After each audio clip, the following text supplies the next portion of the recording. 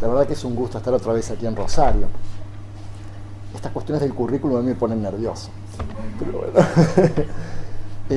Un poco mi línea este año, por decisión propia, ha sido enfocar los temas de las diferentes charlas a que he sido invitado a lo largo de una línea. Esta línea tiene mucho que ver con cómo estudiar ocultismo, teosofía, cómo acercarnos al conocimiento, qué herramientas necesitamos. Y me ha interesado especialmente el empleo de la intuición y qué tiene que ver el desarrollo de la intuición en todo esto, que es un poco una de las charlas que he dado en Río Cuarto hace poco. Ahora, el tema de hoy, de este seminario, también tiene que ver con cómo estudiar, cómo acercarse a un texto y más al fondo, más profundamente, con el tema del conocer. ¿Qué es conocer? Especialmente, como voy a tratar de explicar, desde una perspectiva inmanentista, concibiendo un universo que es en esencia inmanente, contenido en todo. Nosotros, quienes estamos acostumbrados a frecuentar estos textos, quizás nos hayamos habituado a ciertas convenciones o inclusive cierta simbología, como por ejemplo el encontrar muchos conceptos divididos en tres, estas tríadas, esta división de una unidad en tres, que ya sabemos que se encuentran en todas las mitologías desde antiguo. Nos acostumbramos a ver, así como un músico se acostumbra a concebir un acorde como una tríada de tres notas en sus herramientas básicas, también nos acostumbramos a concebir estas divisiones en tres. Y cuando uno piensa en el conocer, inmediatamente hace referencia a la conciencia. Y la pregunta de qué es la conciencia, quién es el que conoce. Es un poco la pregunta que nos hemos hecho allí en Río Cuarto hace poco. La literatura teosófica, por supuesto, tiene varios textos al respecto. Unos muy específicos son, por ejemplo, llamado El estudio sobre la conciencia de Annie Besant, o inclusive un librito aún menor, el control del pensamiento, es decir, el poder del pensamiento, su control y su cultivo. Ahí yo creo que Annie Besant distingue estos tres manifestaciones de la conciencia que sería útil revisar ahora antes de entrar en nuestro tema, el tema que nos ocupa hoy. En primer lugar, saber que la conciencia, cuando el yo, el ser, el que conoce, está quieto, y aquí hace falta un poquito también de reflexión e intuición, ¿no? Porque a veces cuando se trata de conceptos abstractos, más que hacer esfuerzo tenemos que distendernos y relajarnos, ¿no? Cuando el yo está quieto se manifiesta el aspecto de conocimiento. Cuando el yo está concentrado, dice, se manifiesta ese aspecto de voluntad que tiende a la posibilidad de un cambio, de efectuar un cambio.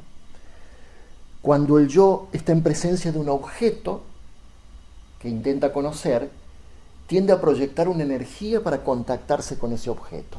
O sea que tenemos los pensamientos, deseos y acciones como tres productos de estas tres manifestaciones de la conciencia, que son el saber, el querer en el sentido de voluntad, willing en inglés, y la energía, energizing, le dice Annie Besant.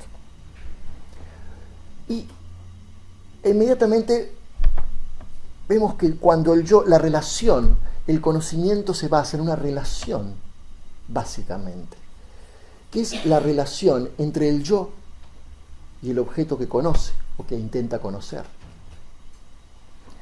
Fíjense, tratemos de reflexionar sobre esta cualidad del conocimiento, en la cual la conciencia se moldea, se hace a la forma del objeto que conoce, que es un poco la experiencia de los mundos, ¿no? Pero en el sentido de un conocimiento directo, el yo, el verdadero ser, se moldea, se hace a la forma del objeto de conocimiento para aprehenderlo y en cierta forma ser uno con él y conocerlo íntegramente, profundamente, que es la esencia un poco del conocimiento, especialmente si vamos al hecho también, estudiamos los aforismos del yoga de Patanjali, vemos que tiende exactamente a lo mismo, el camino del yoga.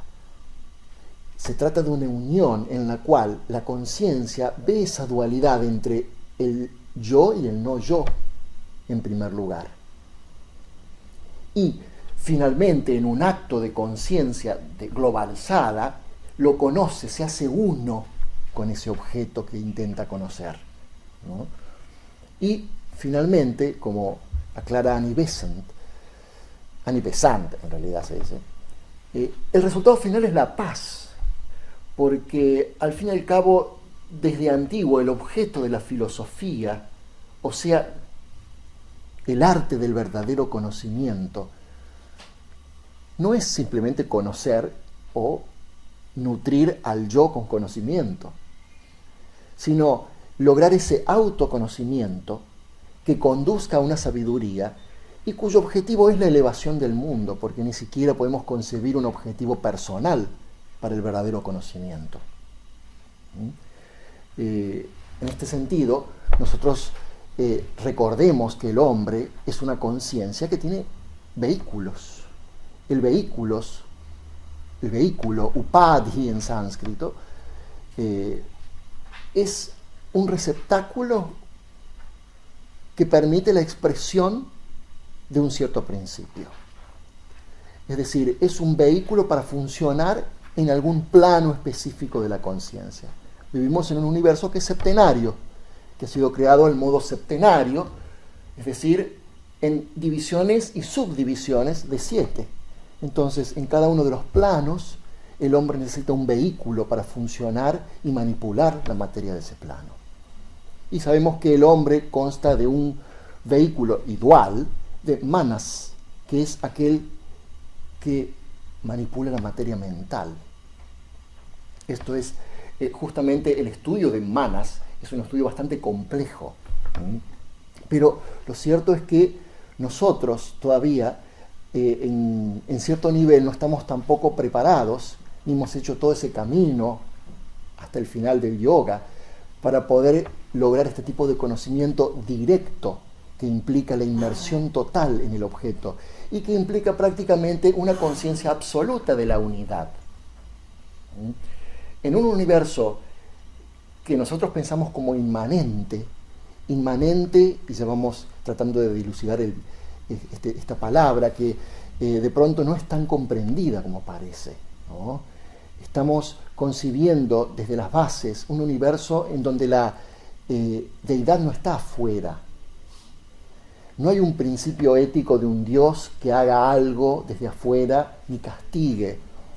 Es el discurrir eterno de una ley, y en donde, si encontramos la palabra griega panteísmo, pantheos, todo es Dios, todo es la divinidad. El universo mismo es todo y todo es la divinidad.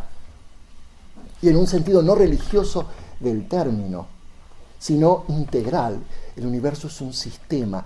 Cada componente del universo está relacionado con los demás y depende de los demás. Nada se puede definir si no es en relación a los demás. No existe nada separado.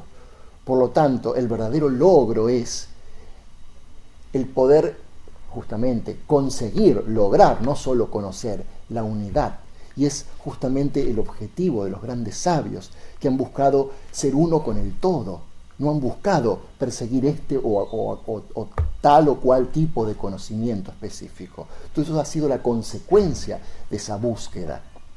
Sin embargo, en nuestro estado especialmente, y muy especialmente en nuestra sociedad occidental, como dice Patanjali, la mente está llena de estos modificaciones y remolinos, ¿no? Y lo único que hace es reflejar de pronto no concebimos ni vemos los objetos mismos, vemos sus reflejos. Son imágenes mentales, a tal punto que eso lleva a la misma Elena Blavatsky a afirmar en La voz del silencio que la mente es una asesina, le dice. La mente es el asesino de lo real. Slayer, en inglés, es el asesino que mata a golpes, como se mata a un animal. Es un asesino violento, digamos. Y es muy curioso la palabra que emplea para definir la mente, el slayer of the real, el asesino a golpes de la realidad. Quizás en el fondo quiere decir que justamente la mente es la creadora de la ilusión.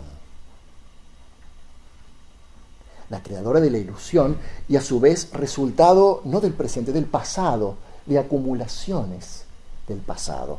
Y eso es justamente lo que la hace tan traicionera. Por eso insta a un estudio reflexivo, al cultivo de las cualidades mentales. Estudio reflexivo no es el estudio acumulativo, es el estudio que permite esos espacios que hagan que la intuición aflore. Eso, por supuesto, es nuestro método por fuerza indirecto, ya que necesitamos hoy por hoy una intuición que traspase estos velos de Maya. Porque ustedes saben muy bien que la teosofía nos dice que la manas, asociado con kama, el deseo, ha dado los resultados desastrosos en nuestra sociedad occidental y en general, como vemos a nuestro alrededor, que es una confusión. En primer lugar, manas, ¿cómo es lo contrario de kama manas? Buddhi manas. Cuando se le dice también en sánscrito manas taijasa, o la manas iluminado, cuando manas ya no depende de este principio kámico, no está asociado a esta materia astral, sino está asociado a buddhi y permite la inmersión en lo universal. Es el nacimiento justamente de la vida intuitiva en el ser humano. Maya, por ejemplo, fíjense que el hecho de que el mundo sea una ilusión es algo que ha sido tocado en todas las mitologías, en todas las leyendas, inclusive en las filosofías.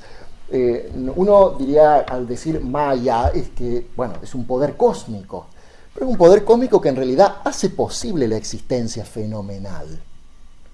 No es que sea un engaño diabólico, es un poder cósmico.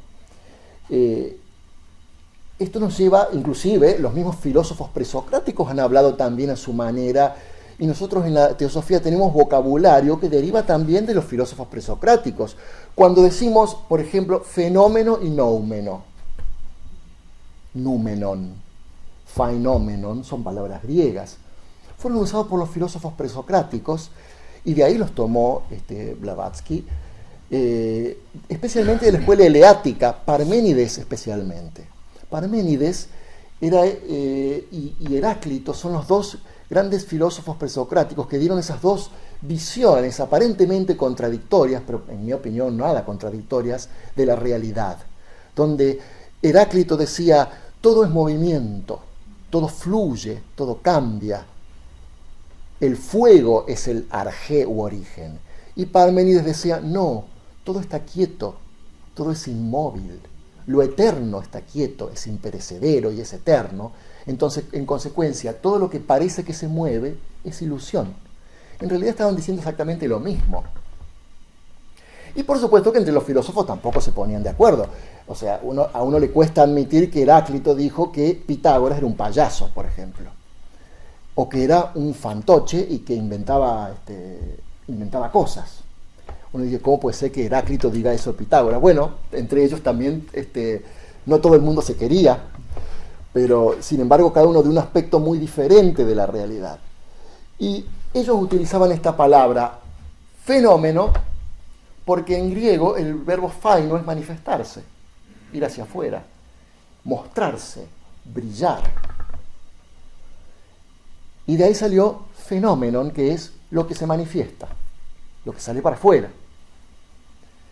Después tener el verbo noeo, que significa pensar. De ahí el nous de Platón, la mente. Y el noumenon es lo que es pensado, es decir, lo que está detrás del fenómeno, lo que subyace al fenómeno. Entonces tenemos fenómeno, lo que se manifiesta, y el númeno o noumenon, que es lo que está detrás del fenómeno, lo que no se manifiesta, lo que es la esencia en cierta forma. Los hindúes, en cambio, hablaron de Maya, que es una deidad en el panteón hindú, nada menos. Es un poder cósmico. Gracias a esta creación de la ilusión era posible la manifestación, porque al fin y al cabo, ¿de qué estamos hablando cuando hablamos de ilusión? Estamos hablando de separatividad en consecuencia de forma. No hay nada malo en la forma. No es que la forma sea diabólica, es simplemente que en este universo tenemos dualidades, tenemos triplicidades y hay que empezar a entenderlas como tales.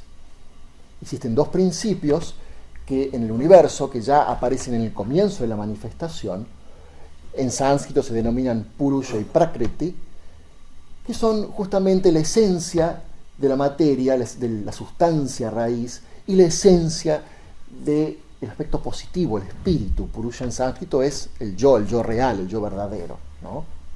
Y ahí entonces también tenemos que la escuela Vedanta dice que el universo es un Mahamaya, es decir, es una gran ilusión. Y los indios tienen un montón de figuras, leyendas, para representar este universo como una ilusión. En ningún momento dicen que es una ilusión en el sentido de que no existe, porque es bien real. Es decir, visto desde el plano en donde funciona, el tema es que el universo está compuesto por muchos planos y el verdadero yo, la conciencia, no se encuentra en los cuatro mundos, se encuentra en su propio plano, tratando de infundir estos vehículos. Entonces de ahí que hasta en sánscrito, cuando hablamos de Maya, también podemos hablar de hechicería, de poder mágico, de todo aquello que embruja, que crea Maya, significa que crea un embrujo, porque en realidad la forma crea embrujo a los sentidos. Pensamos que es lo real, en consecuencia apetecemos eso que nos parece que es real, y sin embargo, las enseñanzas espirituales insisten en lo contrario, es en justamente desapegarnos de eso que no es real y que constituye la forma, e ir hacia lo imperecedero, que es justamente lo que no tiene forma. Y ahí nos vemos muchos de los que estamos inmersos en esta sociedad occidental, en donde todo es el culto de la forma, nos vemos en alguno que otro problema. Ahora, fíjense que cómo representar entonces en nuestros medios, en nuestro vocabulario, todas estas realidades que exceden la forma. Eso ha sido el problema de muchos filósofos, de muchos escritores, y quizás a veces, no hay que lamentar decirlo, quizás los poetas se han acercado mucho más en eso que un filósofo que ha tratado de hacer una declaración en prosa de la realidad. Porque la realidad es tan escabullidiza y tan sutil que a veces con una imaginación poética se han acercado mucho más que con una descripción abstracta en cualquier lengua. Y eso ha pasado tanto en lenguas antiguas como lenguas modernas. Pero todo nos remite siempre a lo mismo. ¿Qué implica conocer? Fíjense que, vuelvo a repetir, los mismos filósofos presocráticos han hablado claramente. Yo les voy a entregar mañana una hojita donde hay varias afirmaciones de Heráclito y algunas definiciones que vamos a ver hoy. Pero prefiero que hoy no, así me escuchan. Y después mañana les doy la listita con todas estas definiciones y esta frase para que ustedes les quede, ¿no? Decía, por ejemplo, Heráclito. Y de paso, ya que estamos en temas de análisis que tiene que ver con el discurso, con lo literario, nos sirve para reflexionar sobre ciertos pasajes, que también es también es la intención de este seminario. Dice Heráclito: a pesar de que el logos es uno, la mayoría vive como si pensara separado. Heráclito, ¿no? Claramente está hablando de la ilusión de la separatividad. Obviamente que no podemos concebir que fue el primero que lo dijo. Sabemos que, y bien lo aclara, y es uno de los principales argumentos de defensa desde Isis sin velo, que los indos han dicho estas cosas miles de años antes que los griegos. Es una de las posturas, y creo que es absolutamente cierta. La ilusión de la separatividad. Y hay otra, una frase muy conocida de Heráclito, fragmento 54 para el que quiere buscarlo, que ha sido un objeto de mucho dolor de cabeza en las universidades, y ustedes se imaginarán por qué. Es muy curioso tratar de escuchar a un profesor universitario tratando de explicarlo. Hasta gracioso por momentos. La armonía invisible es más poderosa que la armonía visible. Harmonía fanés, faneres creiton. Es decir, la armonía afanés, o sea, la que no se manifiesta, faino de recién, es la misma raíz que fantasma, aparecido, la misma raíz que epifanía, la aparición de una virgen, por ejemplo, tiene que ver con aparecer, fai, la raíz fai. Es más poderosa, tiene más fuerza que la armonía visible, fanerés, la que sale, la que se manifiesta, la que se ve. Dicho por Heráclito. Gracias a San Clemente de Alejandría, muy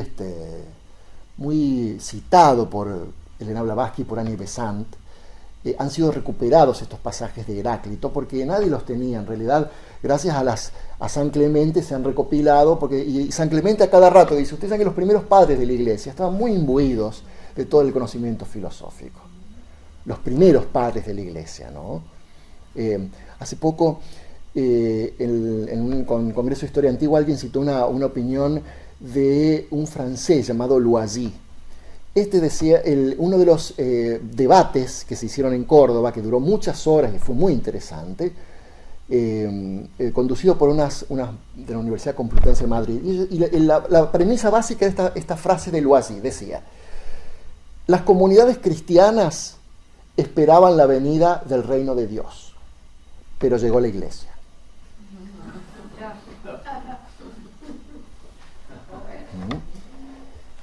Previo a este acontecimiento, hubo quienes, cristianos ya, pensaban de manera diferente, y entre estos estaba San Clemente de Alejandría, que lo vamos a citar 2 o 3 veces también en el curso de estas charlas, y gracias a él rescató todos los fragmentos de Heráclito, porque se ve que le encantaba leer Heráclito a San Clemente de Alejandría, y le encantaba analizar de qué se trataba, y lo hace con mucha lucidez, porque en esa época los primeros padres de la Iglesia estaban muy imbuidos de la doctrina de las emanaciones, de un inmanentismo, de un panteísmo griego. Estudiaban mucho la filosofía de los antiguos, ¿no? Fíjense que en la doctrina secreta, en el tomo, en Antropogénesis, en el comienzo, Blavatsky conecta a Manas y al discurso, a la palabra, logos, con el planeta Mercurio.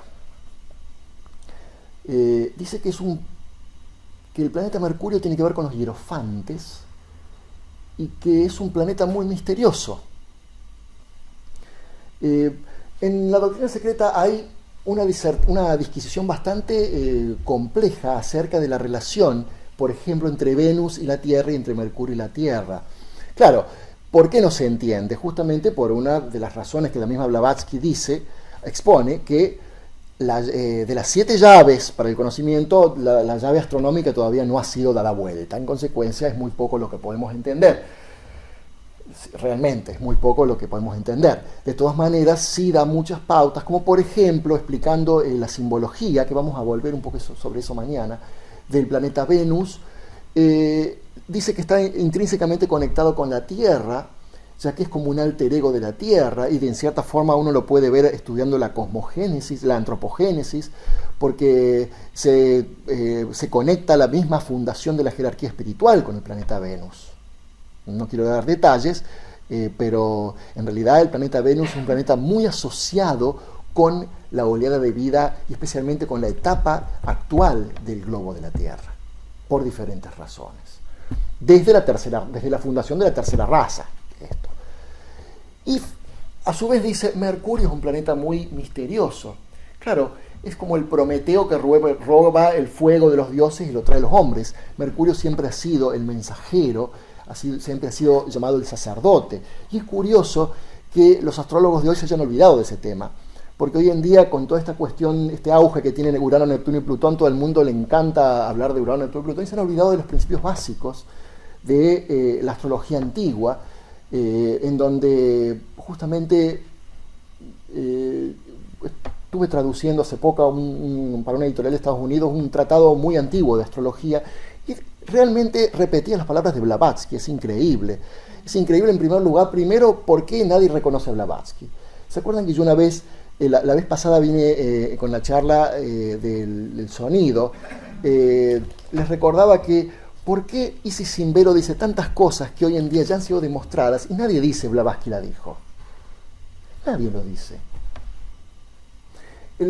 Isis Simbero está plagado de citas que son en su momento un misterio y hoy en día han sido demostradas por los lingüistas, por los filólogos, inclusive hay manuscritos nuevos desde 1945 con el descubrimiento de Nag Hammadi y la biblioteca, todo lo que ha dicho acerca de los textos cristianos y precristianos, acerca de los principios astronómicos, acerca de ciertas conexiones con el lenguaje, todo prácticamente hoy es admitido como una realidad.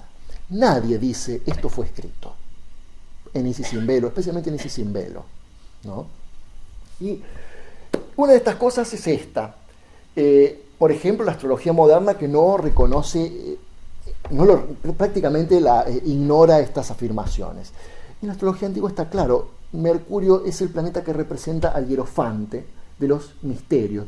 Blavatsky lo conecta también con Mitra, y es en realidad el planeta que rige el logos, la lengua y la posibilidad de expresión. Por eso rige al sacerdote y al hierofante y al astrólogo y al oráculo, etcétera, etcétera. La capacidad de incorporar un pensamiento y poder transmitirlo, que es lo que hace la lengua hoy en día. Nosotros, para la expresión de todas estas verdades abstractas que tantos durante toda la historia han buscado expresar, ha tenido que acuñarse una diversa cantidad de términos y de lenguas, algunas con más resultado que otras. Sabemos que hay lenguas que son capaces de expresar casi cualquier tipo de pensamiento. Por ejemplo, una lengua que nadie conoce excepto un iniciado, el censar, por ejemplo. Blavatsky muchas veces habla del censar como una lengua que hablan solamente los adeptos. Hay otras lenguas de una gran capacidad de expresión del pensamiento abstracto, como por ejemplo el sánscrito, hasta cierto punto el griego y el hebreo también. Y a su vez tenemos las lenguas modernas que han perdido un poco con este auge de este quinto principio, especialmente en el auge de la quinta subraza, que ha perdido un poco la capacidad de expresión del pensamiento abstracto, excepto quizás ciertas lenguas que son más plásticas, como por ejemplo el inglés, el alemán, que tienden a una facilidad mayor para la expresión de este tipo de pensamiento. Ahora, ¿cómo todas las lenguas terminan siendo el resultado del intento de la mente de conocer y de definir el mundo?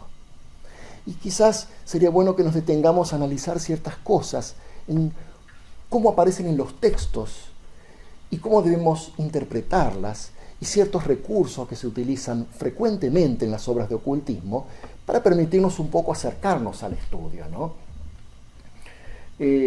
Básicamente, la lengua, como el universo, es inmanente, es decir, es un entramado de relaciones. Ustedes saben que tanto en el universo como en la lengua, cada palabra, cada término, cada unidad solo se define en función de toda la conexión con el resto, en su oposición con el resto. Fíjense que nosotros estamos acostumbrados a usar nuestra lengua y no tenemos mucha conciencia de las palabras que usamos. De hecho, si tuviéramos conciencia de todas las palabras que decimos en el día y nos grabáramos, nos daríamos un buen susto, o inclusive no nos damos cuenta de la pérdida de poder que implica el uso indiscriminado de la palabra.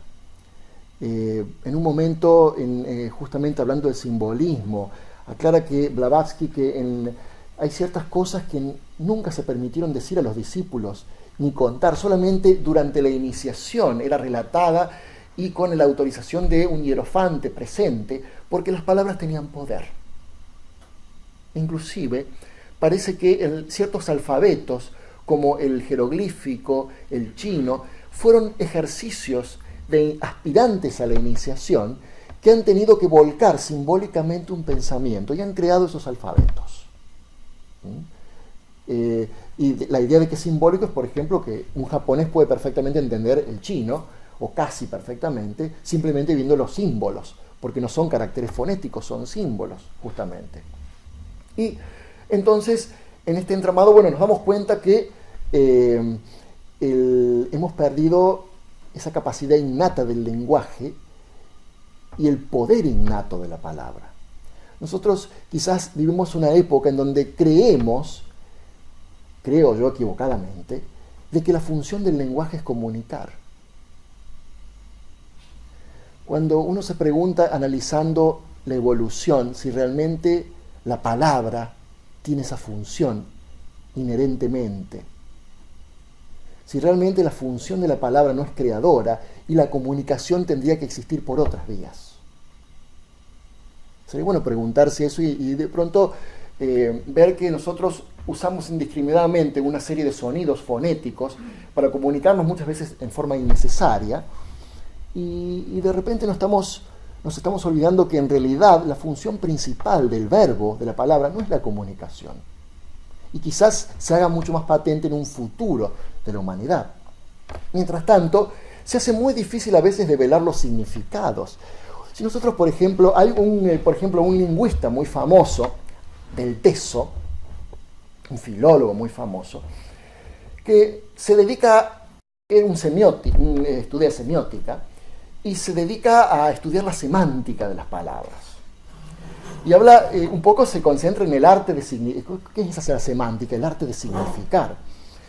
Y él nota que nosotros utilizamos 3 formas de significados diferentes para las palabras.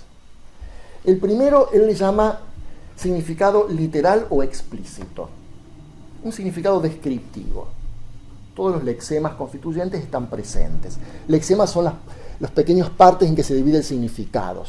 Es como que un significado, supongamos silla, está compuesto por muchos lexemas. Silla es marrón, con caños, sirve para sentarse. Todo eso compone un solo significado que es silla. Si no existiera la posibilidad de sentarse, no existiría la palabra silla, ni existiría el objeto silla. Ahí ven como todo depende del resto. Si yo no sintiera necesidad de tomar agua, no tiene sentido la presencia de un vaso y que contenga agua. Todo está definido por su función, por su contexto, es todo un entramado. Y él observa que el significado explícito es, el significado descriptivo. Si yo digo, por ejemplo, hace frío, ¿qué significa? Y que hace frío, es eso lo que significa.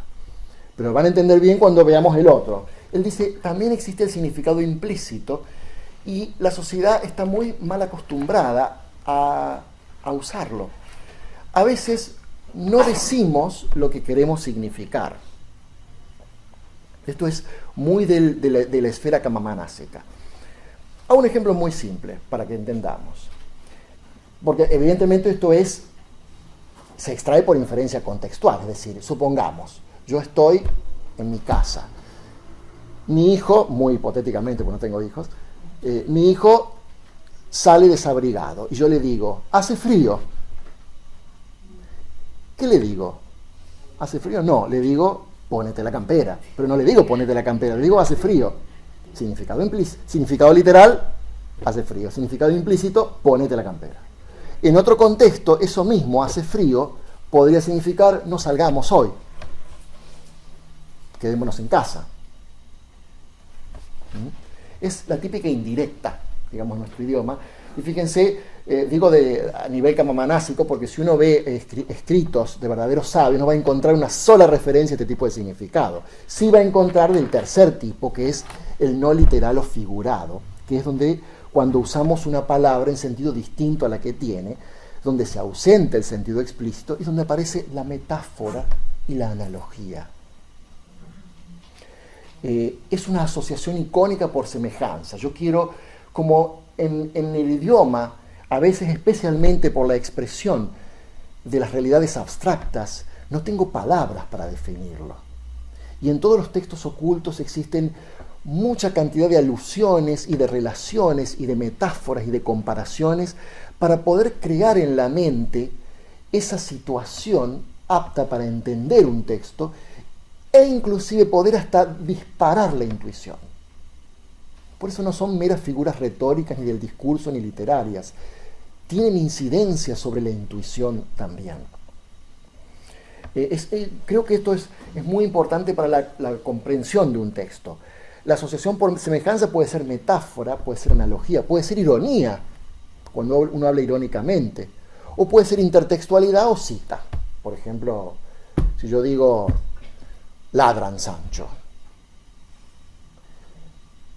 ¿Se entiende? Se entiende por un contexto. A lo mejor ni leyó la persona el Quijote, pero sabe qué quiere decir. Deja que hablen. Intertextualidad, cita. La literatura oculta, lo voy a demostrar, está llena de esa intertextualidad en diferentes maneras. Fíjense, por ejemplo, este texto extraído de las cartas de los Mahatmas, ¿no? Dice: en vano nuestros videntes modernos se deslizan por cada grieta y hendidura sin salida que descubren por casualidad. Y aún más en vano cuando, una vez dentro, eleven sus voces y griten «Eureka», hemos encontrado una revelación del Señor, porque en verdad no han conseguido más que alborotar a unos murciélagos. ¿Qué me dicen? ¿Es literal o metafórico? ¿Y a qué se refiere? ¿A qué se refiere?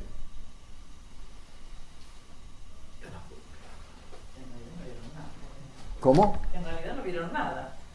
O sea, cuando uno cree que llegó, en realidad no llegó y le falta. Está equivocado. Claro. Ese es, claro, nosotros conocemos el contexto. Si alguien que no ha leído las cartas se le lee esto, de pronto no entiende mucho.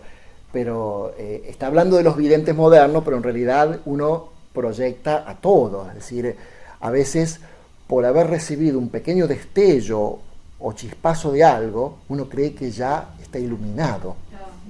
Y en realidad la idea de murciélagos es por oposición a ¿qué? Alas. Sí, por oposición a ¿qué? A ángeles, porque antes está hablando de los ángeles. Entonces se cree que son ángeles y no son más que murciélagos. Es decir, no ha conseguido más que hacer un poquito de ruido. Se ha infiltrado algo de los planos superiores, pero eso fue todo. Y él cree que ha recibido una revelación.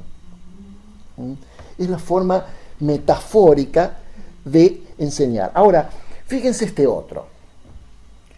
Que aquellos que realmente desean aprender, abandonen todo y vengan hacia nosotros, en lugar de esperar que nosotros vayamos hacia ellos. Carta 49 del 81.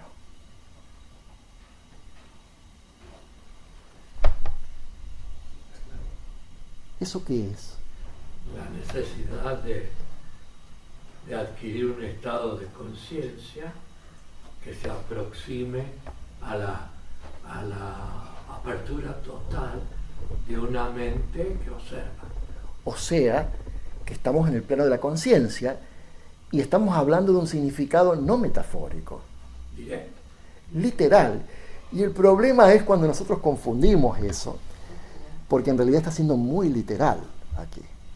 Es sencillamente, a nivel de la conciencia, el abandono total para poder cambiar prácticamente de frecuencia de pensamiento. Fíjense a veces cómo duelen cómo duelen algunos significados literales. Miren, por ejemplo, de la voz del silencio. extingue la ambición, extingue el deseo de vivir.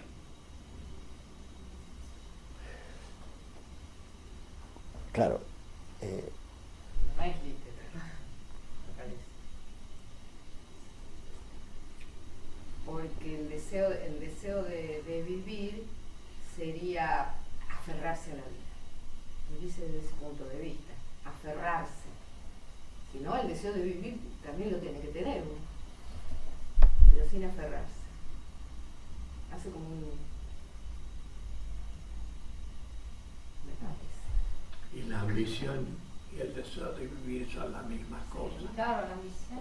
A mí me parece igual que el anterior. Abandona, ¿cómo era que decía el anterior? Sí.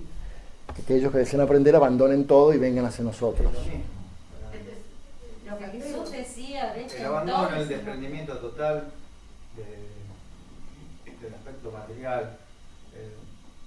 ¿Cuál es el equivalente bíblico de esa expresión? Eso de Jesús, que dice Sí. abandona todo y ¿A quién le dice eso? a los que lo quedan discípulos. Especialmente a uno que se le acercó, que no era discípulo, al rico. Al rico, claro, que era el que más le va a doler. Pero ahí perder es, todo claro, eso. pero ahí es donde justamente, donde tiene que entrar más la expresión metafórica. Rico, la Biblia tampoco es, ya lo vamos a ver, para ser interpretada literalmente. No necesariamente está haciendo referencia a un rico que tiene mucho dinero. Ahí está haciendo referencia a alguien que tiene mucho, en todo sentido, y que debe abandonar todo. Y que nuevamente insisto que se trata en el nivel de la conciencia, eso es el abandono, y que tiene que ver con el deseo de vivir y con la ambición, y en mi opinión es un significado literal, Tiene que dejar de más que nos poseer. pese. Tiene que dejar de poseer lo que tiene. Pero es un No que despegue, es un sacarse. despegue de la conciencia. Desapego. Tiene que dejar de ser el dueño. Exactamente, o sea, tiene que perder la identificación Claro. con eso que Jesús posee. Identificación, ¿bien? Identificación con eso que posee. Con eso, claro. Porque eso es el yo separado. Pero internamente lo que poseemos son ideas. Pero no es que habla en paradojas cuando dice mata el deseo de vivir, pero aprecia la vida como el más hermoso de los tesoros. Exacto. Ah, sí, después es en paradoja, pero esto es más de... Pero eso no es una paradoja. Bueno, pero yo lo veía así. Eso no es una paradoja. Es simplemente que se resume en estar en el mundo sin ser de él. Otro paradoja, Jesús. Pero no es una paradoja eso. ¿Parece? No, está. Porque justamente el engaño de la mente es verlo como una cosa opuesta. Sí. Es algo perfectamente, es casi un resultado ineludible una cosa de la otra. Estar en el mundo, no ser de él. Matar la ambición, pero actuar como los ambiciosos. ¿Cuál es el equivalente, por ejemplo, en el Bhagavad Gita de esa expresión? Para que veamos que en todas las Mata a los culturas... parientes. Ah, ¿no? No. Sí, pero ¿qué está diciendo? No persigas, haz tu deber, pero no persigas phalam, el fruto de la acción. No apegarse al fruto de la acción.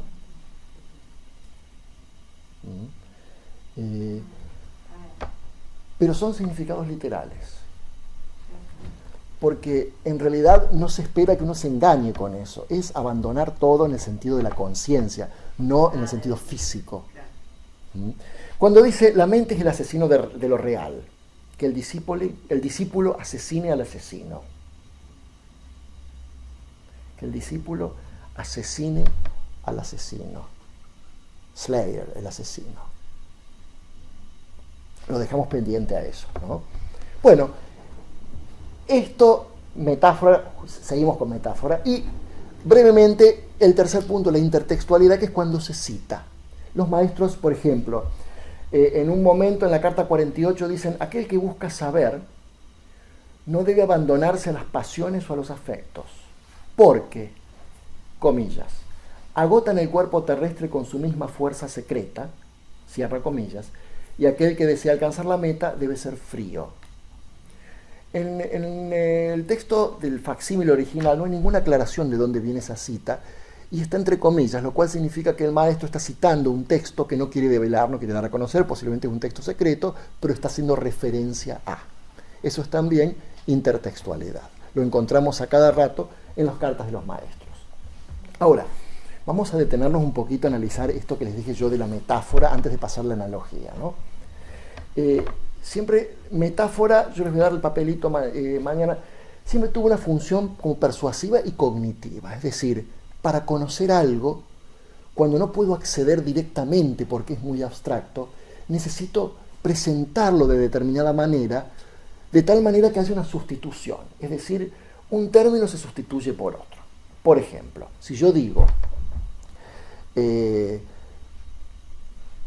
estaba muy mal y de repente salió el sol, ¿qué se entiende?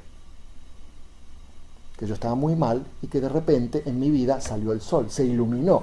¿Cuál es la relación? La luz con el bienestar, netamente. El sol por el bienestar. Eso es una metáfora. Y fíjense que hay muchas metáforas muy incorporadas a la cultura. Nosotros vivimos de estructura con muchas estructuras metafóricas. Por ejemplo, una muy incorporada a nuestra cultura es, muy estudiada por los psicólogos, una metáfora que se denomina toda discusión es una guerra. En nuestra cultura, no solamente occidental sino oriental, está tan incorporada a la cultura que discutir es querer ganar, o charlar es querer quedarse con la última palabra o ganar, que hasta hemos acuñado un vocabulario al respecto. Por ejemplo, decimos, si no la gana la empata, le tapó la boca, lo aniquiló, no pudo defenderse. Tenemos una variedad de expresiones que utilizamos, y hay muchas más, para esta estructura metafórica que tenemos, por el cual tenemos la tendencia a ver que cada diálogo es una lucha para ver quién gana. Está muy estudiada por la psicología esta estructura metafórica muy inherente a nuestra sociedad.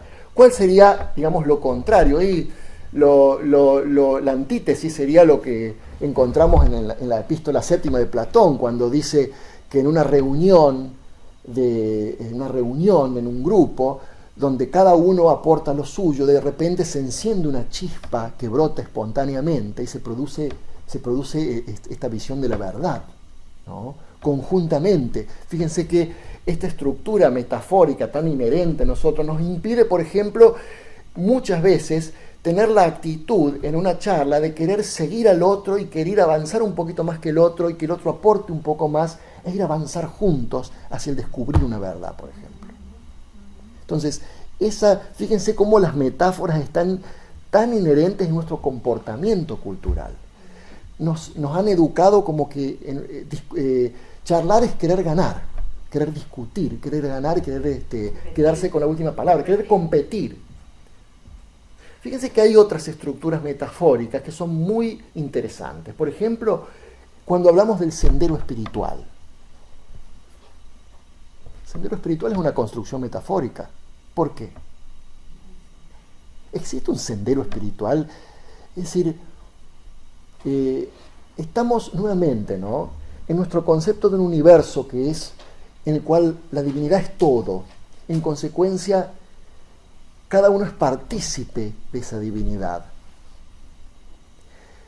¿Qué es esta imagen del sendero espiritual? Está muy afianzada desde antiguo. Fíjense que está en analogía con la épica, porque el sendero espiritual está hecho al modo del héroe épico que guerra, que es sometido a pruebas y que finalmente gana la batalla y se convierte en un maestro, por ejemplo. Pero antes tuvo que sufrir un montón de pruebas y experiencias. Eso está en la Odisea de Homero, está en la mitología, en los 12 trabajos de Hércules, que son un trabajo correspondiente a cada signo del zodíaco, la interpretación, y que finalmente Heracles, que es como el discípulo, el alma, lo logra y se convierte en maestro, aunque de acuerdo con otras mitologías se muere, pero bueno, no importa. En algunas lo logra, en otras no lo logra nada. Pero en fin, ven esta estructura metafórica del sendero espiritual. Concebir el sendero espiritual como un camino, como un sendero. Eso, por ejemplo, puede ser muy inspirador por un lado. Que el imaginarse digamos, el sendero espiritual como un camino sin fin predispone a la paciencia, a la tolerancia, a ver, un poco a sintonizar nuestra mente con otro tiempo. Pero ¿qué inconveniente tiene? Que está siempre trabajando hacia afuera. Está siempre mirando al futuro. Exacto, futuro, afuera, que en realidad es exactamente lo mismo. Es decir, impide la concepción de el sendero espiritual como un proceso interno que tiene que ver con la conciencia, en donde paulatinamente se va desvelando realidad más profunda y más profunda y más profunda, y que tiene lugar dentro del ser humano, tal como inclusive está en la literatura. Bueno, viene a mi memoria el Bhagavad Gita, cuando en el medio del fragor de la batalla, Krishna, recuerdan cómo es la escena del Bhagavad Gita, que están los dos ejércitos, los Kurus y Pándavas, a punto de enfrentarse en la gran épica hindú del Mahabharata. Después van a la guerra finalmente, y el que va a lanzar la guerra, que es Arjuna, que sería el discípulo, claro, que tiene que tomar el cuerno, y a su vez Krishna, que maneja su carro, también otra simbología. Fíjense que el carro, recuerden el Fedón también con el carro relativo al alma, hay una simbología muy parecida, el Fedón de Platón. Bueno, ¿qué pasa? De repente no puede comenzar la batalla. ¿Qué dice él? Arjuna: no, están mis parientes, mis tíos, mis hermanos. ¿Cómo puedo yo salir a la batalla y masacrarlos? Mis maestros, Drona, por ejemplo, estaban de ese lado, el maestro que los había educado a los 5 Pándavas. Y en ese momento le tiemblan las piernas y dice: no puedo luchar. Y Krishna inmediatamente se baja del carro y dice: ¿qué actitud vergonzosa es esta? O algo así le dice. Le hace entender que su deber es luchar, él es soldado, debe luchar. Le hace entender el desapego, y en ese momento en donde los dos ejércitos furiosos están a punto de enfrentarse, tiene lugar una conversación íntima que es única en toda la literatura mundial. No existe un ejemplo, un paradigma en ninguna otra literatura de ningún otro pueblo de semejante atrocidad que iba a tener lugar, y estos dos hablando de filosofía en el medio de la batalla, impidiendo que se largue. Es algo absolutamente inédito, es algo brillante realmente. Del supuesto Vyasa, que es el autor mítico, nadie sabe en realidad, del Mahabharata.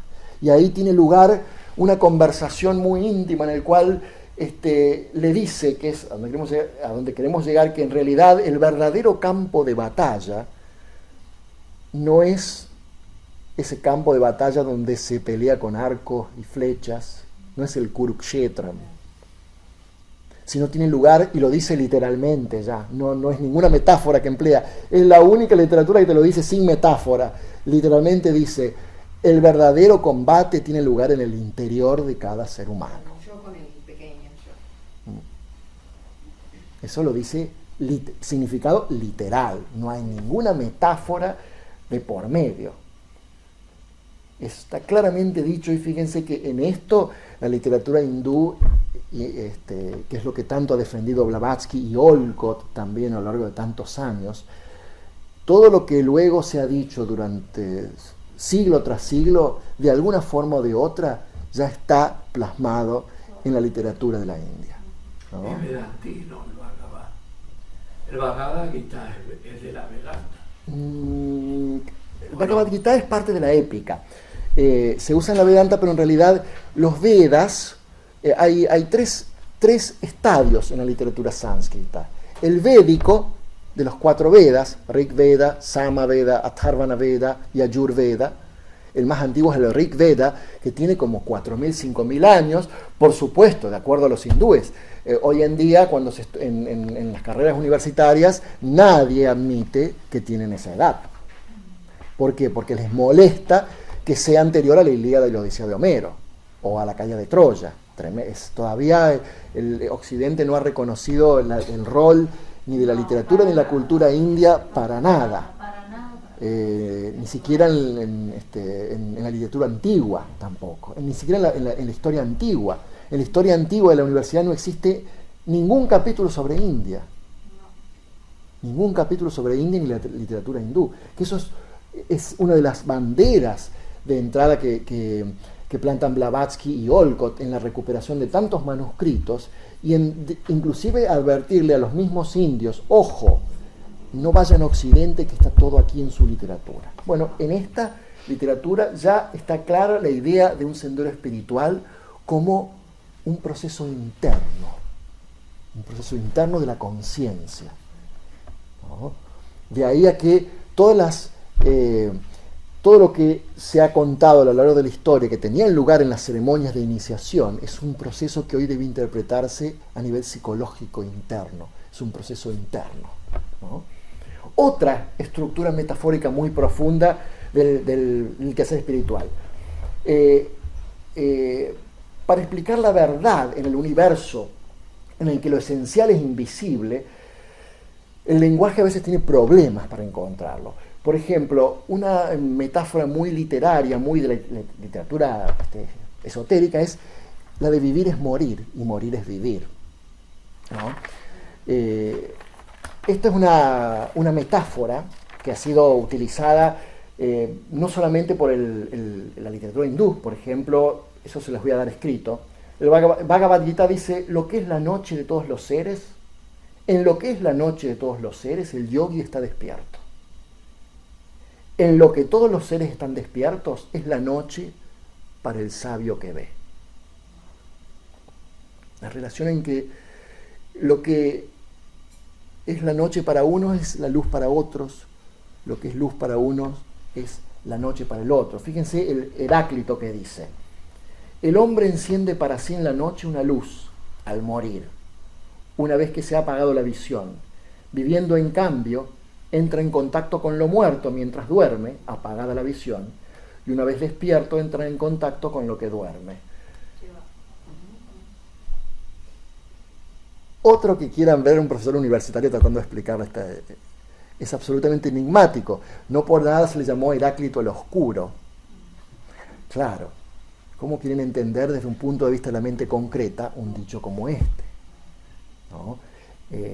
La relación, y fíjense que lo más curioso es que encontramos un poco la explicación de esta metáfora en un diálogo de Platón. Hay un diálogo de Platón que se llama Gorgias, en donde Sócrates dialoga con los sofistas, con un sofista especialmente muy, muy famoso. Y tiene un diálogo con uno de los sofistas llamado Calicles. Y se discute un poco algo que tiene mucho que ver con el camino espiritual, que Sócrates lo denomina post-bioteon, es decir, cómo vivir la vida, cómo se ha de vivir, cómo es el modo correcto de vivir, post-bioteon. Bioteon es cómo se ha de vivir. Y en el 492 de 1 del Gorgias llega a un punto muy acalorado la discusión porque Sócrates sostiene que es preciso un vivir moderado en donde uno combata las pasiones, que son los que oscurecen el pensamiento, no dejan lugar a la investigación filosófica y a la vida espiritual. Y entonces le dice a Calicles, Sócrates, ¿sostienes que no es preciso combatir las pasiones, sino dejarlas crecer lo más posible, procurando satisfacerlas, y que esto es la virtud? Arete. Y Calicles simplemente dice, sí. Ningún problema, desparpajo total. Sí, eso creo. Y ahí sigue un diálogo, una deducción de estas muy de Sócrates, hablando de Platón, ¿no es cierto? Saben que Sócrates jamás escribió nada. Escuchamos de Sócrates por boca de Platón, por supuesto, ¿no? Y dice, Sócrates lleva a un punto de la discusión defendiendo que en realidad la persona dichosa es la que no necesita nada, la que no quiere nada. Ese es el argumento de Sócrates. Y lleva a tal punto la discusión, fíjense que esto me recuerda a la carta 48, léanla, la carta 48 de los Mahatmas, que es justamente sobre ese tema, y nos recuerda también al budismo. El deseo como principio de todo sufrimiento, ¿no? Que ya estaba prácticamente aquí, claramente en Sócrates, en Platón digo, y que evidentemente tiene que tener es quizás una de las pruebas de que hubo una conexión entre Platón y la India, porque hoy en día ya se acepta, se escucha hoy en las clases de filología griega, que un antecedente de los diálogos platónicos se encuentra en los Upanishadas hindúes. Por supuesto que nadie dijo nuevamente, lo dijo Blavatsky en Nisisimbelo. Eso no lo dicen, pero hoy en día es un hecho ya. La escuela de Tübingen ha demostrado que ya los antecedentes de los diálogos platónicos son los Upanishadas. Eso significa quizás que Platón viajó a India, como viajó Pitágoras. Pitágoras viajó por todo el globo en realidad. Pitágoras hasta los 56 años se la pasó viajando, después volvió a Italia. Bueno, entonces Calicles, cuando le dice Sócrates entonces que los que no tienen necesidad de nada son dichosos, le contesta con una metáfora muy de nuestra cultura. Dice, entonces, ¿qué? Los cadáveres y las piedras son redichosos. Fíjense, estructura metafórica de nuestra cultura. Estar vivo es satisfacer los deseos. Satisfacer los placeres y pasiones es estar vivo. Quien no lo hace, estás muerto. Otra estructura metafórica inherente a la psicología de nuestra cultura. Pero fíjate que antes vos recordabas que había que estar muerto, había que morir. Sí. Justamente. Porque hay que morir dentro de esa concepción. Y a eso lleva justamente ahora Sócrates. Porque al responderle, cita a Eurípides. Y Eurípides dice, un fragmento que jamás se conoce de Eurípides, salvo porque Sócrates lo cita, entonces debe ser que existió. Dice, Eurípides decía, ¿quién sabe si al fin y al cabo la vida en realidad es una muerte y la muerte en realidad es la vida? Entonces sigue Sócrates. Para un sabio, la vida es la muerte, una muerte. ¿Por qué? Y ahí viene un dicho muy famoso en griego, porque es un juego de palabras, soma sema. Porque el cuerpo es una tumba. Soma, cuerpo. Sema no significa señal. El cuerpo es una señal. Lo que pasa es que los traductores insisten en decir tumba porque como en la antigüedad se enterraban a los cadáveres y había un montículo de tierra y ponían un palito, entonces una señal significaba que había una tumba. Entonces sema pasó a ser por metonimia tumba. Entonces soma sema, el cuerpo es una tumba. Dice, y esa parte del alma donde residen las pasiones es una parte voluble o que se deja persuadir. Y curiosamente saca a luz una fábula de un tonel.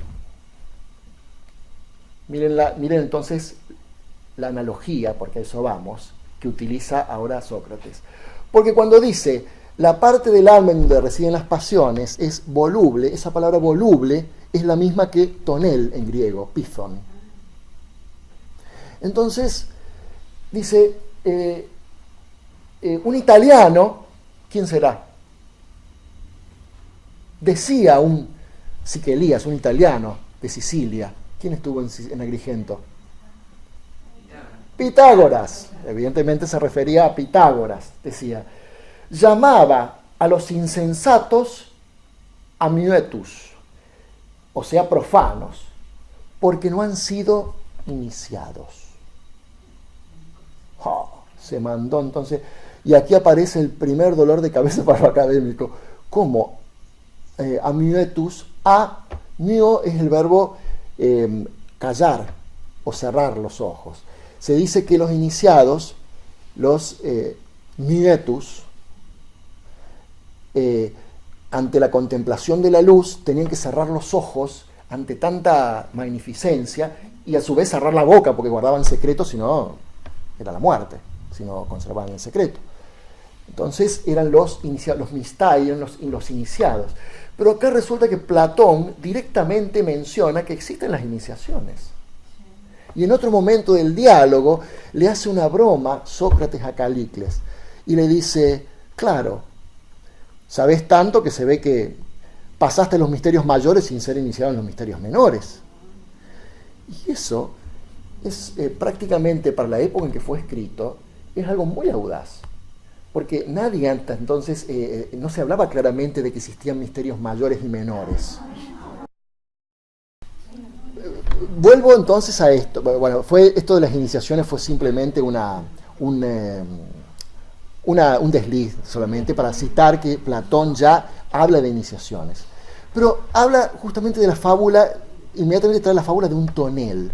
Dice que el alma que no tiene control sobre sus pasiones es como un tonel agujereado. Porque es un tonel en donde se le escapa toda la energía. Y no puede controlar, no puede contener, no puede controlar. ¿No?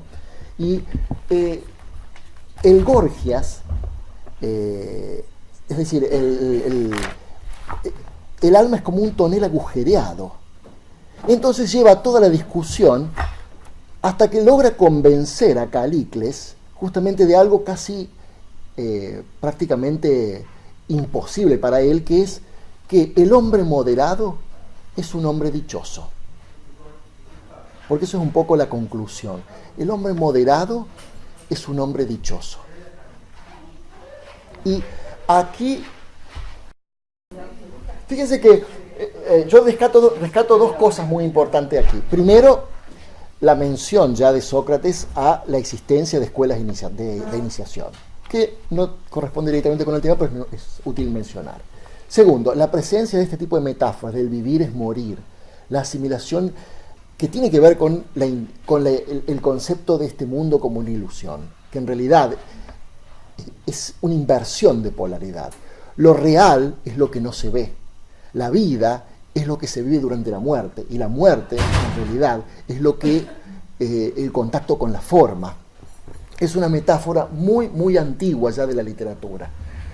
Y, a su vez, nos encontramos a otro modo de hacer alusión a las verdades abstractas aquí, que es la analogía,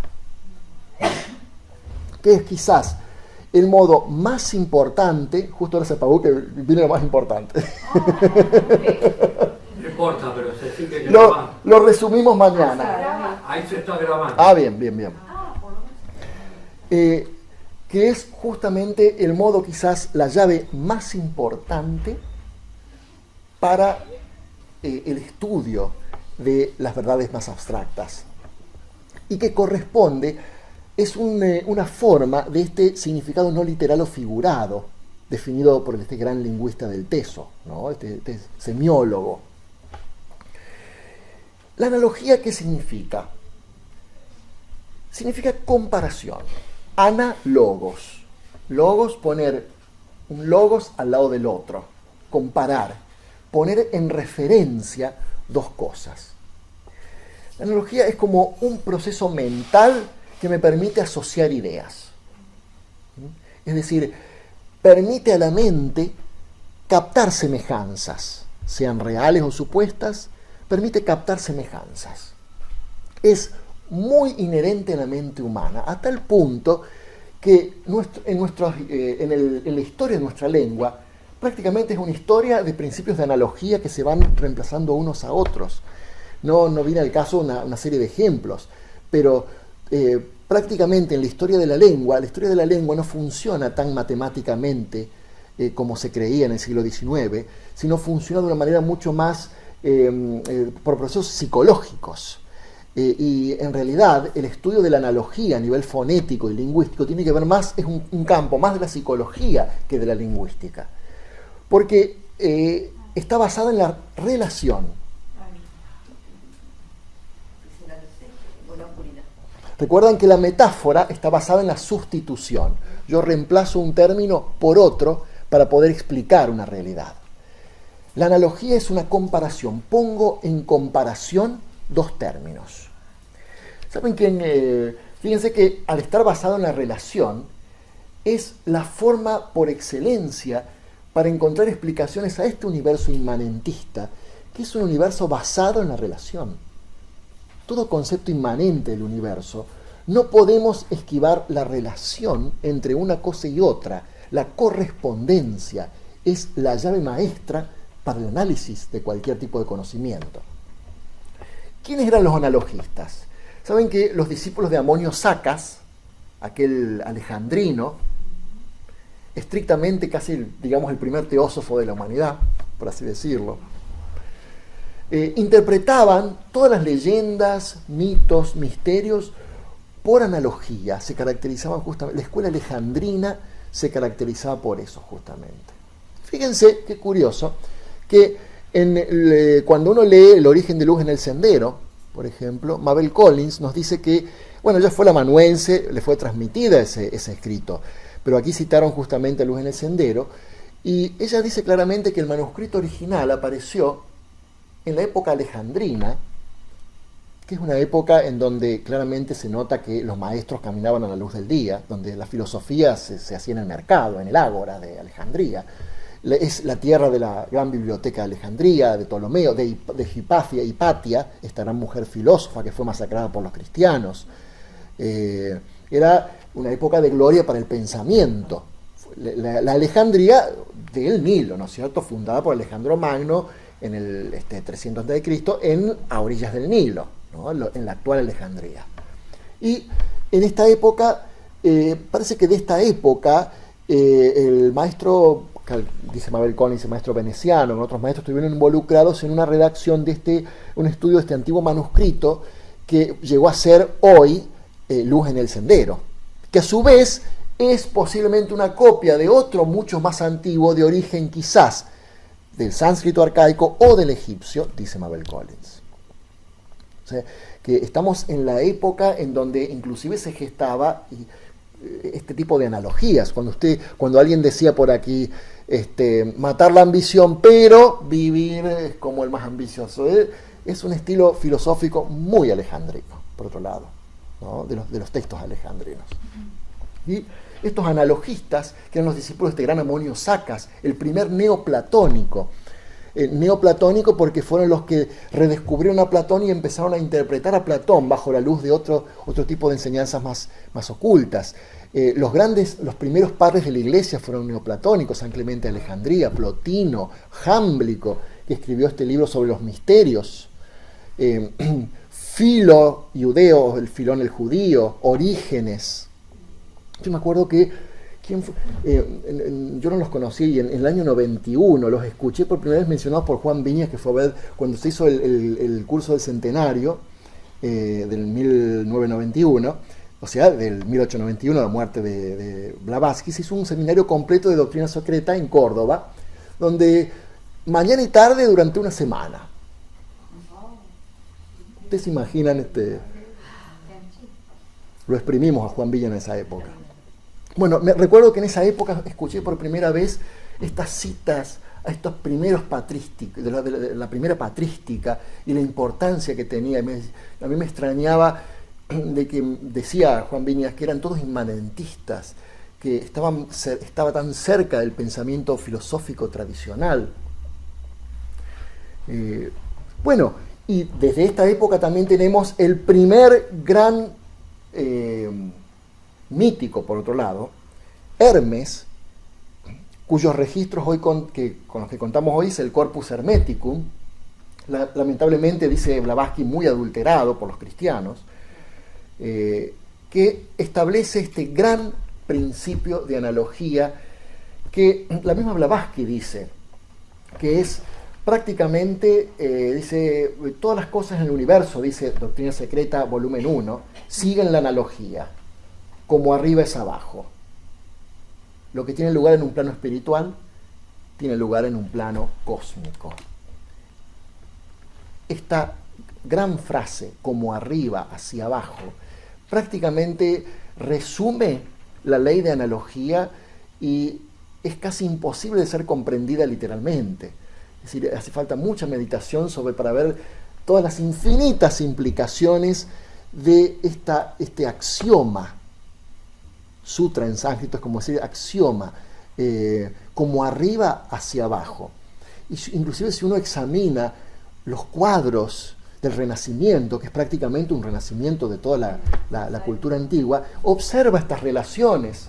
Por ejemplo, cuando hablaban de esta proporción 0,618, del número de oro y demás, es en realidad eso, que lo pequeño es a lo grande, como lo grande es al todo. Y si uno analiza, por ejemplo, muchos cuadros de pintores muy reconocidos de la época del Renacimiento, va a ver, por ejemplo, supongamos, que el horizonte divide el cuadro de tal forma en que haya una proporción de lo pequeño, lo grande, y con respecto a lo más grande, en una proporción exacta. ¿No? Y a su vez, en el Renacimiento, el mismo Johann Sebastian Bach componía fugas con esa fórmula matemática, de tal manera que se respetara ese principio de como arriba hacia abajo, es decir, la proporción de lo pequeño con respecto a lo grande, y de lo grande con respecto al todo, ¿no? Fíjense esta época del Renacimiento que tomó otra vez todos los valores antiguos de la cultura griega especialmente, ¿no? Y como arriba es abajo, ¿qué implica? Porque el ocultismo parte de una analogía básica, que es prácticamente la base para nuestra comprensión. Si nosotros primero no entendemos que existe un macrocosmos y un microcosmos que están íntimamente relacionados, que existe un hombre celeste, un Adán Kadmon, un logos celeste, un Uranios Anthropos, como decía Filo, por un lado, y existe el hombre terrestre, el microcosmos, y entender en qué manera este microcosmos es un reflejo del otro. Ese es prácticamente el primer paso para abrir nuestra mente a estas realidades que nos plantea el ocultismo, ¿no? Fíjense que con respecto a la analogía, Blavatsky tiene varias afirmaciones, muchas en la Doctrina Secreta, defendiendo este principio. Dice que en la ciencia oculta, cito el volumen número 1, la analogía es la primera y es la llave primera y más importante, que debe ser estudiada en todos sus detalles más minuciosos y a la cual debe dársele 7 vueltas.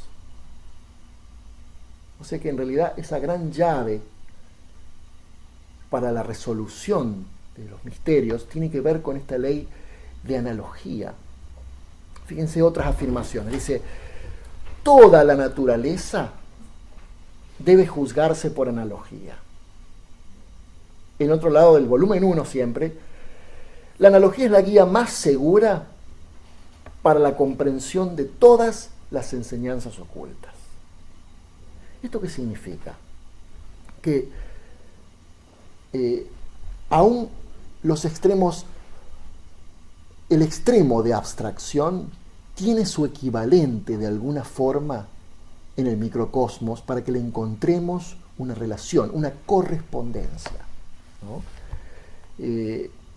Hay, por ejemplo, una carta muy, muy brillante y significativa de estas cartas de los Mahatmas, que es la carta número 22, 1882, que prácticamente es una demostración fehaciente del cultivo de la ley de analogía a rajatabla, ¿no?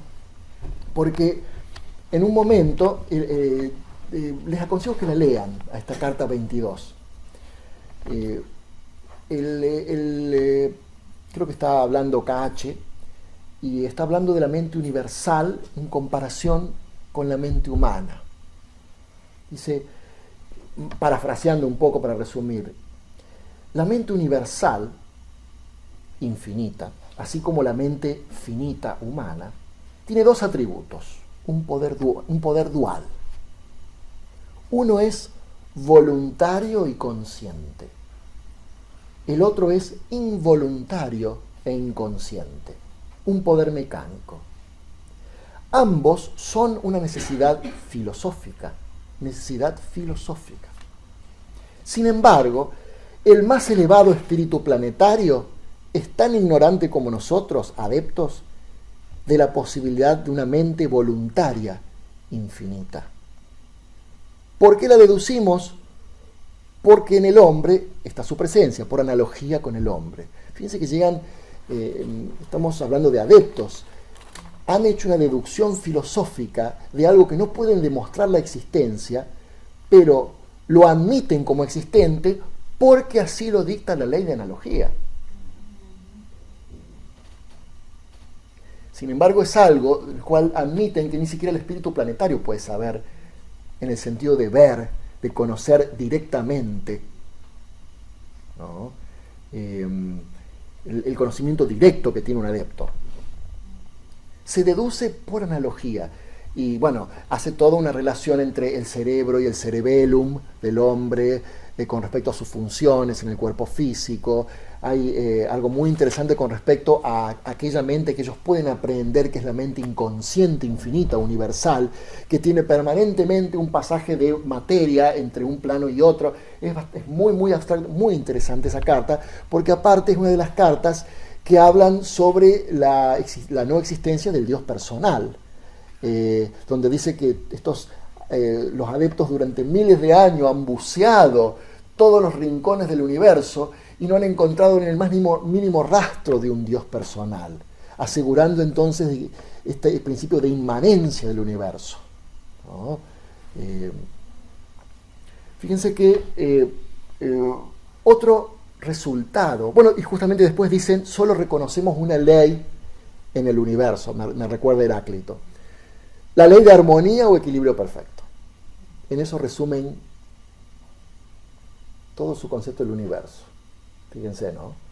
Solo reconocemos una ley en el universo, como una ley que comprende a todas. La ley de armonía o equilibrio perfecto. Y no por nada es la analogía la primera fundamental, el primer recurso fundamental, ya que cuando ellos dicen armonía, lo dicen en un sentido estrictamente griego. Para los griegos, armonía era la sincronización total de cada parte del universo, de tal manera que cada parte está conectada intrínsecamente con la otra y depende de las otras.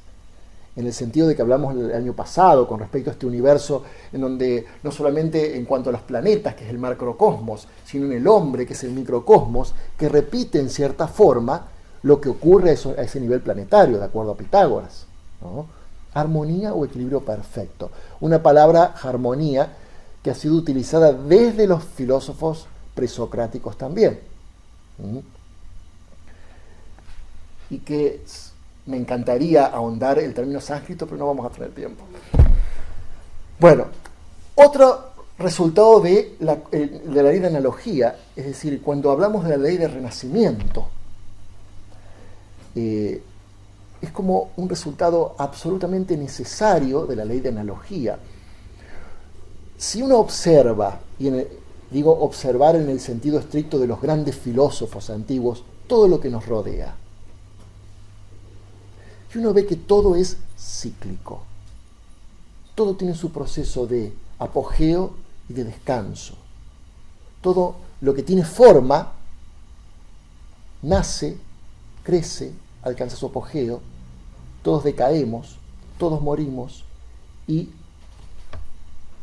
si uno observa la naturaleza, que repite proceso tras proceso, si uno observa la propia vida del hombre, que duerme y vuelve a despertar, el proceso psicológico que tiene lugar de un día para otro, si uno observa la naturaleza como como actúa, se hace inevitable la concepción de la ley de renacimiento o de reencarnación y lo que los hindúes, los indios llaman el samsara o rueda de renacimientos. Si uno puede inclusive extender la analogía e ir a nuestro sistema, y uno puede llegar a comprender hasta lo que es un manvantara o día de manifestación y entender por qué toda la naturaleza necesita de sus ciclos de apogeo y de actividad y sus ciclos de reposo. Uno diría el manvantara y luego la noche de Brahma o Pralaya de reposo. Y a su vez uno cuando empieza a tratar de entender, supongamos, con algo muy abstracto como las cadenas y las rondas, se debe dar cuenta que la naturaleza, uno debería inclusive seguir los pasos de la naturaleza y actuar así, de tal manera que es un actuar en espiral por el cual hay momentos en donde es necesaria una recapitulación de lo que se ha hecho, hay momentos en que es necesario la inserción de elementos nuevos que enriquezcan el panorama, hay momentos en donde es inevitable el descanso y el ciclo de baja. Uno lo puede ver en la vida diaria. Todo el mundo sabe que, supongamos una persona que medita, hay periodos en donde es muy fácil meditar, hay periodos en donde no es tan fácil meditar, hay periodos de alta, periodos de baja en muchas facetas de la vida. Son muy pocos los seres humanos que no se vean sujetos a esta ciclicidad de actividades. Y esto es lo que nos enseña justamente la ley de analogía, porque cada oleada de vida tiene su trabajo que realizar, tiene un momento preciso en donde aparece con respecto a las otras oleadas de vida, tiene un momento en donde recapitula lo que ya efectuó en periodos y rondas y cadenas anteriores. Hay otro momento en donde alcanza su apogeo de actividad por alguna razón precisa. Hay ciertos momentos en donde se retira de la actividad. Y así con todas las jerarquías espirituales. Si uno aprendiera a tratar de llevar la mente a ese plano en donde concibe todo como una gigantesca, bueno, en cierta forma es como una composición musical, pero es una especie de relaciones de armonía en donde cada actuar, cada cosa, cada jerarquía, cada unidad de vida tiene su lugar, tiene su tiempo, tiene su ciclo. Entonces uno le sería mucho más fácil entender y aparte siempre teniendo la observación de la vida diaria a un costado. Esto es un poco lo que a veces nos cuesta y yo creo que no es casualidad que Blavatsky esté siempre tan interesada en insistir una y otra vez sobre la aplicación de esta ley de analogía como el recurso fundamental para entender las enseñanzas ocultas. Hoy hemos un poco pasado por el concepto de un universo en donde Maya es una fuerza relacionada, un poder cósmico que tiene que ver con la manifestación. Hemos planteado el problema del conocimiento, de la necesidad de cómo acceder al conocimiento. Hemos planteado las dificultades de cómo es un conocimiento directo y a su vez las dificultades del conocimiento indirecto a través de manas. Y yo he escogido dos principales recursos literarios que se encuentran muy frecuentemente en las obras ocultas, que son metáfora por un lado y la analogía especialmente por otro. Lo que vamos a hacer mañana es continuar un poco con el tema de la analogía e ingresar en otro terreno bastante interesante que es el del simbolismo. El símbolo. ¿Qué es un símbolo? Y a su vez vamos a tratar de explorar un poquito los misterios cristianos y ver por qué existía esta manera de explicar verdades mediante parábolas, por ejemplo. Así que Bueno, ahora dialoguemos.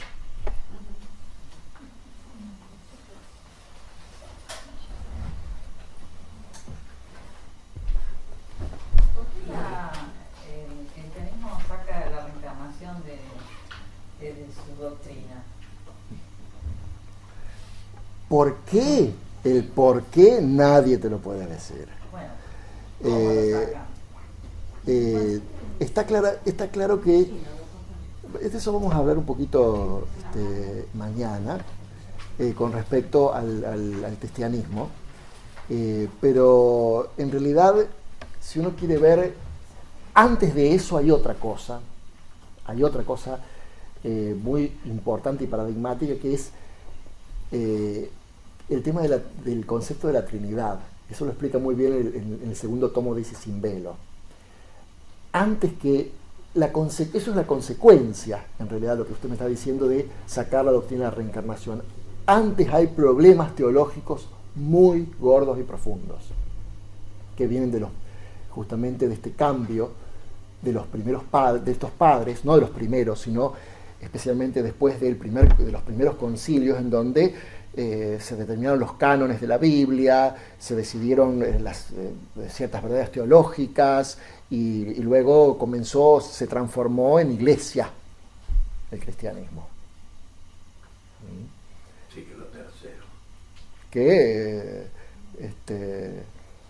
Y en cierta forma lo más preocupante, por así decirlo, es la cantidad de escritos cristianos que no fueron tenidos en cuenta y que cuentan historias muy diferentes. Porque la Biblia, vamos a ver mañana, es prácticamente ni siquiera un símbolo, es un emblema esotérico, como los Puranas, los Upanishadas, que no puede ser interpretado literalmente. Sin embargo, lo que nos ha llegado a nosotros es simplemente primero una pequeña parte, son 4 evangelios, y segundo, nos ha llegado ya de una forma no original. De hecho, los autores de los evangelios no son los que hoy en día se sabe, y eso también lo dijo Blavatsky en Isis sin velo, que por ejemplo Juan no escribió el evangelio de Juan, ¿no? Eso, partiendo de esos problemas básicos que hay. Ahora, Juan existió, Juan está enterrado en Turquía, no, por supuesto que estoy de acuerdo que existió. En Turquía no está Juan, en Éfeso. Está la tumba. Eso no quiere decir que esté Juan. No. De hecho, lo que pasa es que hay ciertos pasajes de la Biblia en donde aparentemente queda muy claro de que la doctrina de la reencarnación era algo naturalmente sostenido entre la comunidad cristiana. Por ejemplo, el pasaje en donde que se cita y se relaciona a Cristo con Elías, y otra serie de... San Juan tiene 2 o 3 pasajes también, pero en realidad en la Biblia quedó muy poco sobre no hay nada, es decir, no hay nada concreto acerca que afirme, como por ejemplo sí lo hay en las escrituras indias, de la presencia de una creencia clara en la reencarnación. Y ojo, pero creencia no sería eterna. Está bien, digamos, y menos aún un aparato filosófico que lo explique. Pero ojo, observen algo curioso que Olcott llama la atención en su Hojas de un viejo diario, que sería la historia de la Sociedad Teosófica. Se dieron cuenta que a lo largo de toda Isis sin velo todavía no se da a entender la creencia en la reencarnación. Pero sí se empieza a plantear la idea de que un nuevo ciclo empieza por necesidad. Ahí está la clave.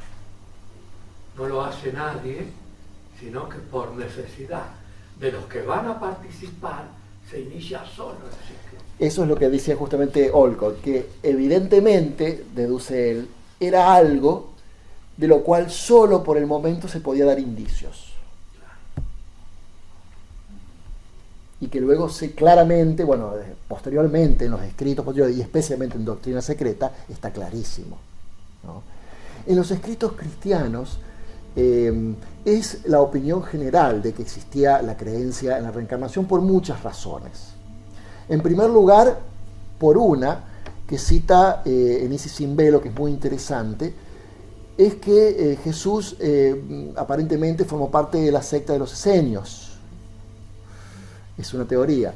Y los esenios, dice Blavatsky, eran emigrantes budistas en su origen. Es decir, los esenios original, en su origen fueron emigrantes budistas que en la época del rey Ashoka de la India partieron a todos lados del mundo a difundir. El gobierno del rey Ashoka era un reinado muy universalista, muy respetuoso de todas las líneas religiosas, muy filosófico. En la India ocurrió esto, ¿no? En el norte. Y en esa época coincide, según Blavatsky, las emigraciones de estos monjes que fueron a parar a orillas del Mar Muerto y que en esos sectores, dice Blavatsky, dieron origen a la comunidad esenia. Y de ahí que muchas creencias, muchas costumbres sean muy asimilables a las orientales, ¿no? No hay nada específico, hay solamente sugerencias. ¿Por qué no hay? Es muy simple. Todo lo que hay disponible, desde Ireneo en adelante, que son los que eligieron todos lo que entra en el canon del Nuevo Testamento y no, se encargaron de que desaparezca. Es muy simple. Ninguna alusión directa ha quedado por la sencilla razón, salvo en la patrística primera, en donde hay, por ejemplo, si uno observa San Clemente de Alejandría, Orígenes, Filo Judeo, vamos a encontrar, ya es otra historia. Ashoka dejó escrito en piedra que él envió 20.000 monjes a transmitir la doctrina del Buda. Así es. Por el mundo. ¿Y cuál era el mundo en esa época? El mundo del Mediterráneo. Claro, no había otro mundo activo. Así es. Rodearon el Mediterráneo. Así es. Bueno, ¿alguna pregunta más? Si no, bueno, pero te agradecemos y bueno, mañana continuamos con el trabajo. Continuamos mañana, ¿a qué hora? A las 9:30. 9:30. ¿Cómo no?